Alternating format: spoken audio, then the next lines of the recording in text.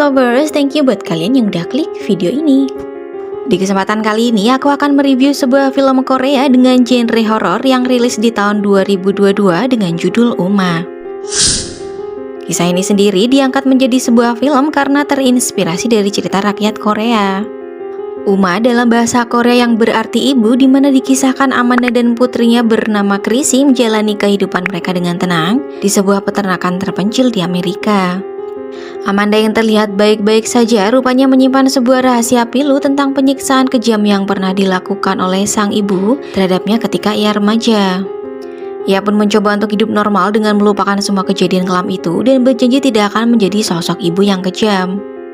Namun, apa jadinya jika tiba-tiba saja benda-benda milik mendiang ibunya yang membawa banyak kenangan buruk bagi Amanda dikirim ke rumah mereka? Akankah benda-benda itu membuat Amanda berubah seperti mendiang ibunya?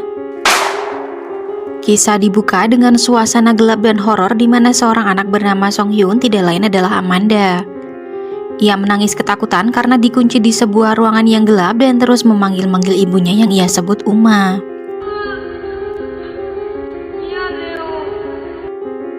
Dalam suasana yang gelap gulita, sang anak memohon agar ibunya memaafkannya dan membiarkan ia keluar. Namun tampaknya sang ibu sangat marah karena ulah Song Hyun yang berusaha untuk kabur dari rumah. Alhasil, ia pun mendapatkan hukuman yang sangat keji dari sang ibu berupa disetrum. Tapi rupanya itu hanyalah mimpi buruk Amanda. Keesokan paginya Amanda membawa kardus dan masuk ke dalam ruangan bawah tanah seperti gudang. Terlihat di sana ada banyak lampu-lampu serta kabel yang ia simpan di ruangan tersebut. Ia lantas menendang box yang berisi lampu yang rusak dan pergi dengan tergesa-gesa karena mendengar bayinya tiba-tiba menangis. Sebelum keluar gedung, Amanda mematikan lampu dan cerita pun dimulai. 16 tahun kemudian, Chrissy telah tumbuh menjadi seorang gadis remaja. Amanda dan sang putri hidup dengan dikelilingi ladang yang sangat luas. Selain itu, Amanda juga memiliki peternakan lebah yang ia kelola secara tradisional dengan Chrissy. Sebagai informasi tambahan, Amanda yang mengalami trauma luar biasa akibat penyiksaan dari sang ibu memilih untuk hidup tanpa listrik dan masih menggunakan teplok sebagai penerang. Suatu hari, Dani yang merupakan pelanggan tetap yang biasa membeli madu produksi Amanda datang ke rumahnya.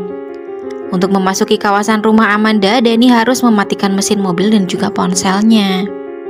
Di sini kehidupan mereka masih tampak baik-baik saja dan berjalan dengan normal sampai suatu hari, Chrissy yang tengah dalam perjalanan menuju rumah Dani dengan sebuah sepeda, tiba-tiba saja bertemu dengan seorang pria parubaya dari Korea. Karena tidak mengerti dengan apa yang diucapkan si pria tersebut, Chrissy pun hanya menjawab jika ia tidak paham dengan apa yang si bapak bicarakan. Namun sepertinya bapak itu sedang mencari sebuah alamat. Perhatian Chrissy terpecah saat melihat sebuah koper besar di dalam mobil dengan shawl di gagangnya. Mobil itu akhirnya pergi dan meninggalkan Chrissy. A few moments later. Scene pun berpindah pada Amanda yang kala itu sedang sibuk membersihkan rumah.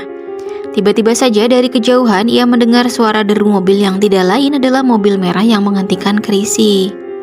Amanda pun bergegas mencoba menghentikan mobil itu yang terus melaju. Tapi sayang, mobil terus masuk dan berhenti tepat di depan rumah Amanda. Rupanya sosok pria itu adalah pamannya yang mengaku datang jauh-jauh dari Korea ke Amerika untuk memberi kabar pada Amanda jika sang ibu telah meninggal karena serangan jantung. Menurut si paman, ia mengalami kesulitan dalam mencari Amanda karena Amanda sama sekali tidak memiliki email dan aplikasi online yang bisa ia hubungi. Parahnya lagi, Amanda juga menghilangkan nama Koreanya sehingga membuat sang paman makin kesulitan untuk menemukannya. Alhasil, ia mau tidak mau datang ke Amerika untuk mengabarkan hal ini kepada Amanda. Sang paman juga berkata jika sang ibu memendam rasa kecewa yang teramat dalam kepada Amanda karena di saat ia dalam kondisi kritis, Amanda malah pergi meninggalkannya begitu saja. Sang ibu pun hanya meninggalkan barang-barang kesayangannya saja di dalam sebuah koper yang kemudian diserahkan sang paman kepada Amanda.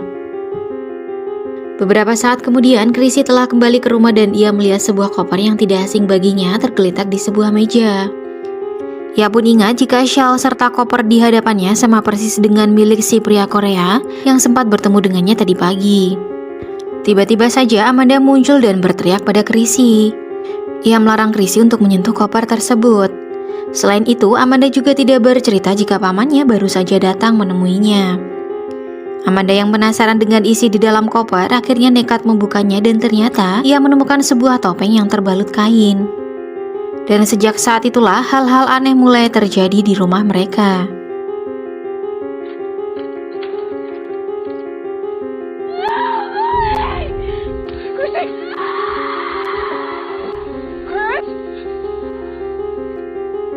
Tiba-tiba saja Amanda mendengar suara teriakan Chrissy yang seolah-olah berteriak ketakutan dan meminta tolong.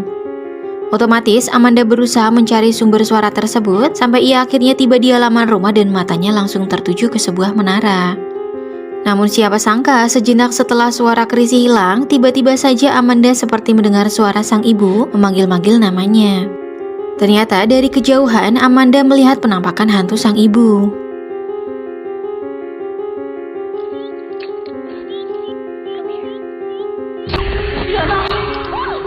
Tidak lama kemudian, Chrissy datang menghampiri ibunya dan mencoba menyadarkan Amanda yang kala itu terlihat ketakutan. Sejak kejadian malam itu, kehidupan Amanda berubah drastis dan kian tidak tenang. Ia pun mulai merasa resah dengan hal-hal ganjil yang beberapa waktu ini sering ia alami.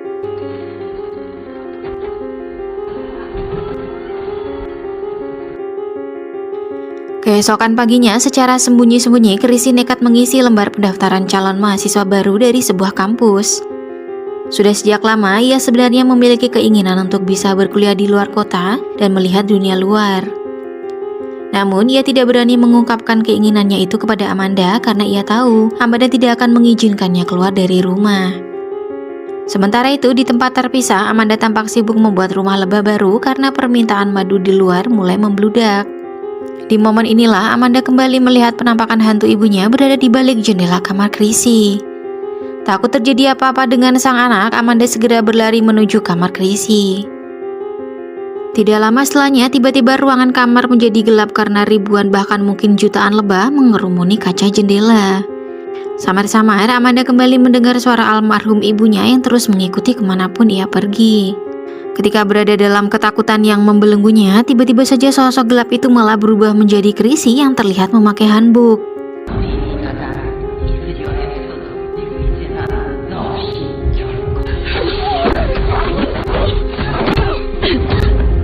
Terkejut, Amanda lantas segera melepas baju yang dikenakan Chrissy dan berlalu pergi tanpa memberikan penjelasan. Amanda lantas membawa baju itu ke gudang bawah tanah dan lagi-lagi ia kembali teringat momen mengerikan di mana ia disetrum oleh ibunya sendiri kala itu. Tidak mau berlama-lama, Amanda bergegas keluar dari gudang dan segera menutup pintu rapat dan menggemboknya. Sementara itu, Chrissy diam-diam melihat apa yang dilakukan oleh sang ibu. Malam harinya, saat Amanda sibuk mereka pesanan madu dan Chrissy yang duduk di hadapannya tidak saling berbicara sama sekali. Suasana pun menjadi canggung mengingat hubungan ibu dan anak ini sebelumnya baik-baik saja. Akhirnya Chrissy memberanikan diri untuk bertanya pada sang ibu apa yang telah terjadi dengan dirinya. Bukannya mendapatkan respon yang baik, Amanda malah menggebrak meja dan kembali mengulangi kata-katanya jika ia baik-baik saja. Tengah malam, Chrissy yang penasaran nekat masuk ke gudang bawah tanah dan menelusuri setiap sudut ruangan. Mata Chrissy pun lalu tertuju pada koper misterius yang tentunya membuat ia sangat penasaran dengan isi di dalamnya. Ia pun memberanikan diri untuk mencoba membuka koper itu. Namun,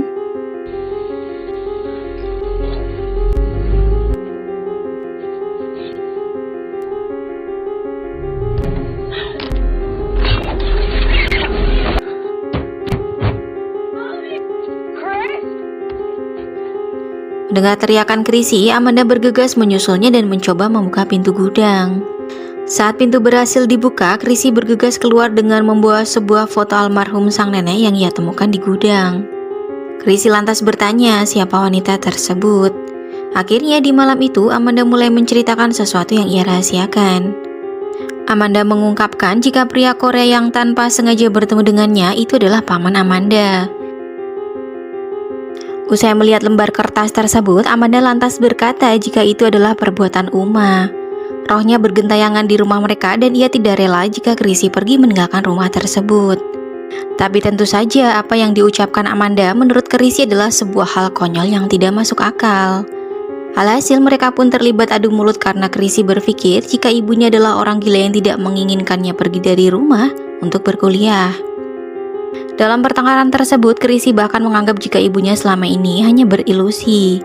Terlebih tentang ketakutannya akan listrik hanyalah karangan saja. Dengan penuh amarah, Chrisye meraih sepedanya dan pergi meninggalkan Amanda sendirian. A few moments later. Ternyata Chrisye mendatangi Dani untuk menanyakan kebenaran tentang ketakutan sang ibu akan listrik yang ia anggap hanya kebohongan. Tapi Dani malah menjawab sebaliknya dan mengatakan jika apa yang dialami oleh Amanda memang benar-benar terjadi. Perasaan kesal dan menyesal pun berkecamuk dalam diri Chrisye.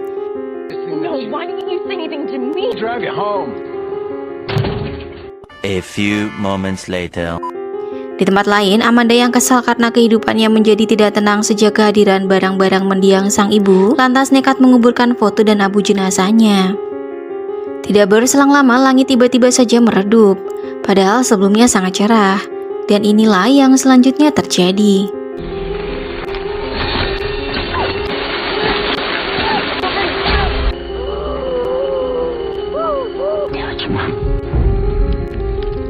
Ternyata arwah Uma tidak terima dengan apa yang diperbuat oleh Amanda.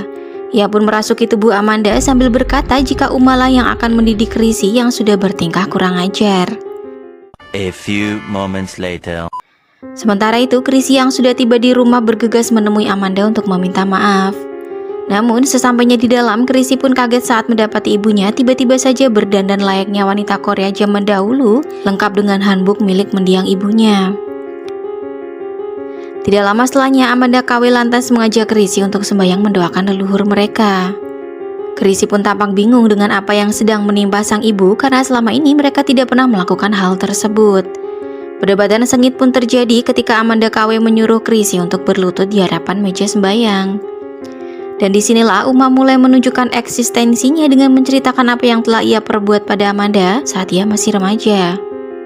Singkat cerita, Uma juga memaparkan bagaimana ia memaksa Amanda untuk menggenggam kabel yang putus sampai tangannya terluka. Dan kini Uma mencoba untuk melakukan cara yang sama pada Chrisye.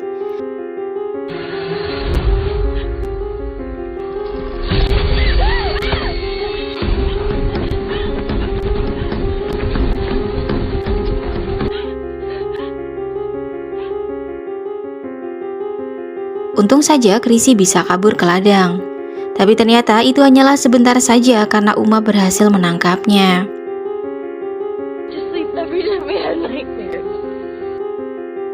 Chrisye pun mencoba menyadarkan Amanda dan melepaskan topeng di wajahnya.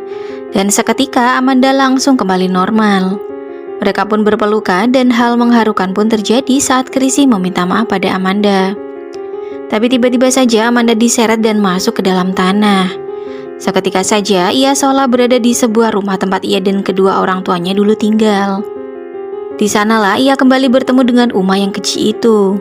Anak dan ibu ini lantas saling mengungkapkan unek-unek yang selama ini terpendam.